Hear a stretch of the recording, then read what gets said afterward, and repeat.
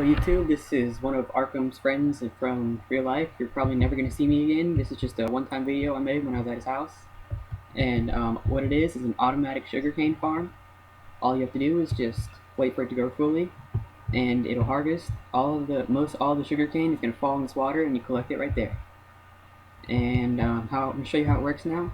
You may notice how that water, it just randomly goes and then stops. You'll see what that's for later. Okay, what happens is when that sugarcane is fully grown, that water that just randomly went down, it'll go on top of it, it will push this boat on top of that button, and then it'll push it back to right there where it is.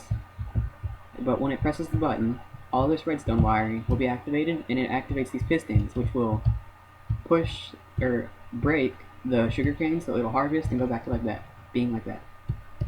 Now you're probably wondering, how does that work? How does it keep checking? How does that water keep going every single time? Okay, there's like just a bunch of like 20 repeaters stacked just right next to each other. This is just like the loop. Every time you can add one more row, that'll make it check less often, or you can delete a row and it'll make it check more often. But I would recommend just setting it to the third notch. Like this will be the first notch, second, and third. Add it to the fourth notch, just as far back as it can go, so it'll take longer for it to turn on and off. And how does it just pull that piston back for like a second, then push it back through just these two redstone torches right here that I made. Okay, what it does, that loop, it makes a wiring. Well, firstly, it leads to this torch. It'll power it off. When it's off, it will just continue the loop. And when it goes back on, it keeps going, turns the torch back off when it gets power, and it just continues going in that circle. Okay, but what happens when it gets power? It turns off this torch. When this torch is off, it'll give this torch power.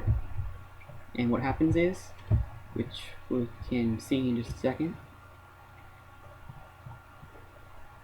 this torch, it just kind of like spams on and off and on and off, and eventually it goes so fast that it turns itself off somehow.